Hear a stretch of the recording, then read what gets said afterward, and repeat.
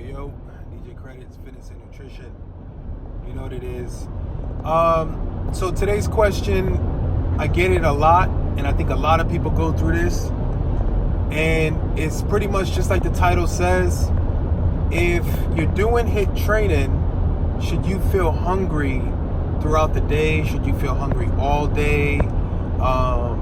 Is it okay to just not really be that hungry? So I'm gonna go ahead and answer the question right here before we get started with the details. And the idea is you want to be hungry throughout the day, okay? Especially if your goal is to burn body fat. Of course, we all want to build muscle. The idea is to make sure that your calories are curved and your amount of calories that are burned is structured the right way in order for you to reduce your weight or hit your goal, whatever it is that you're aiming for. But the idea is to be hungry throughout the day. Of course, not exactly right after your meals, but you'll notice somewhere around the 2-hour, 3-hour time period, you should be on your way to your next meal. All right, especially if you're trying to lose weight. So diving into details, so I had this individual, it's a co-worker of mine.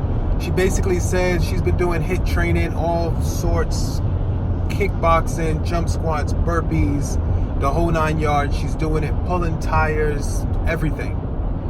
And I asked her the other day how's her, working out and things like that going. She said good, but the one thing she had to say was that she noticed that she's not really hungry throughout the day.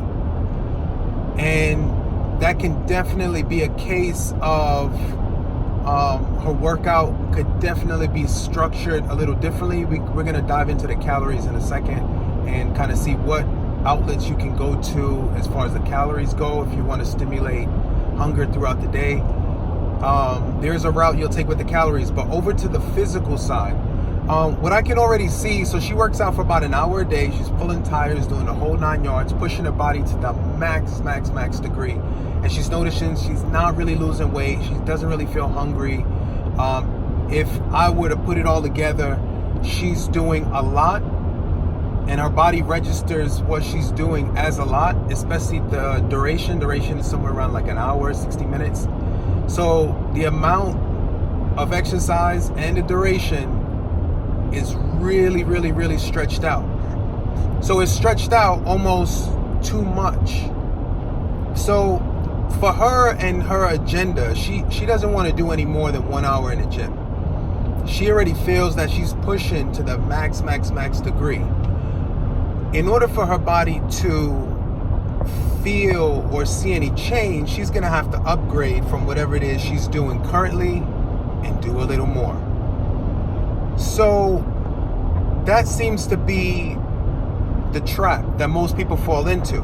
And that is, they feel that they can do these all-out 60-minute workouts, high intensity, which, in the first couple of rounds or first couple of days or times that they do it, they notice that it really tears them down, and they're tired the next day, and they're really hungry the following day and stuff like that. And then over time, they just kind of adapt, and then they're able to do it a lot easier. So when you get to that point where your body has adapted and you're able to do it really easily, you're going to find that you don't see the same results as if you slowly increased your intensity and increased your duration. And when you get to a point where this individual is, so what I would advise her to do is to actually deload. In the weightlifting world, it's called deloading. And what that pretty much means is doing less than what she normally does. So if you were to deload in your your CrossFit or your HIIT training, if you were to deload, what's going to happen is you just do less on your duration, do less on your intensity, and give your body, give your central nervous system a break. Give it a good, give it a break. What's going to happen at that point is your body's going to readjust. It's almost like hitting a reset button. All right. Once you deload for a period of time, I can't really say the duration that you need to deload for. I think each individual is going to be a little different. So some people might need to deload for a longer period of time. Some people might need to deload for a day or two. And the different method and style of deloading is completely up to the individual and the goals that they have going on. But the idea is that they need to deload. Okay? The details, I would have to give that person that information if I were to meet up with them or an online client, whatever. So that's kind of how the physical side would be fixed, if you were to ask me.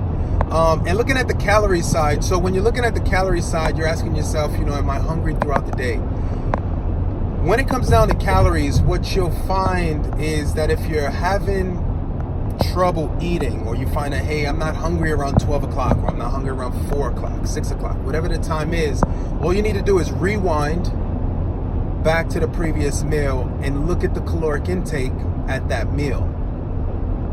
The chances are that if that meal is really, really high in calories, it's going to take you more than 3 hours to digest, and it's going to be a little while before you actually feel hungry again. And if that's the case, that's not setting you up for success. Because the idea at the end of the day is when you intake more of the necessary calories, those calories will then aim for helping your body to burn fat and build muscle, which is most people's goal. So if you want to see your satiety levels increase throughout the day, the idea is to obviously cut your calories back, kind of. I mean, at the end of the day, you could end with the same amount of calories, just maybe you spread them out throughout the day, throughout each 1, 2, 3, 4, 5, 6 meals. You spread it out just a little differently and add a little bit of calories to each meal instead of giving most of the calories to one specific area. Because that one area is probably the area that's setting you up for failure and giving you that feeling, that sensation that you don't really want to eat, and you go into 6, 7, 8, 9. You forget that you need to eat 10, 11, 12 hours of no eating and not giving your body the ability to do what it needs to do. So on the calorie side, that's pretty much how I would handle it. Look into the previous meal, see what's going on there. If you're not feeling hungry around lunchtime, take a look into breakfast. Take a look into that morning snack. See what's going on there. And also think about if you're eating when you're not hungry. All right, big clue right there. So if you're not hungry, don't eat. All right? But if you're not hungry and the third hour has rolled around, then something needs to be tweaked, possibly, with the last meal, okay? So take a look into that. It could possibly, if you're not feeling hungry throughout the day, it could be somewhere in the area of your calories, your caloric intake, as it's taken throughout the day, or it could be your physical activity. All right? I think that's it. Hopefully that helps everybody out. I'm gonna go ahead and send this video to the individual because I didn't have time to stand and answer the question all the way as thoroughly as I did here. So hopefully this helps, and definitely like, comment, subscribe. You know what it is. I'll be back at it with another one. DJ Credits, Fitness and Nutrition. I'm out.